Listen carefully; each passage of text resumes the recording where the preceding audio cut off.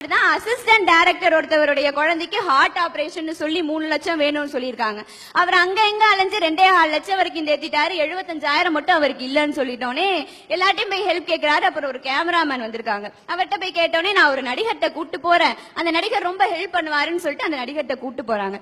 போனோடனே அவர் இருங்க கொஞ்சம் வெயிட் பண்ணுங்க, ஒரு 2-3 ஷாட் இருக்கு, நான் முடிச்சுட்டு வந்து உங்கள்ட்ட என்னன்னு பேசுறேன்னு சொன்னோடனே 2-3 மணி நேரம் கழிச்சு வந்தாராம். வந்தோடனே என்ன விஷயம் என்ன கதைன்னு சொல்லி கேட்டோடனே அவர் சொல்றாரா, ஐயா கதை சொல்ல வரல, இது மாதிரி ஒரு அசிஸ்டன்ட் டைரக்டர் இவருடைய குழந்தைக்கு வந்து ஹார்ட் ஆபரேஷனா 75,000 வேணும், உங்கள்ட்ட ஹெல்ப் கேட்டு வந்திருக்காரு.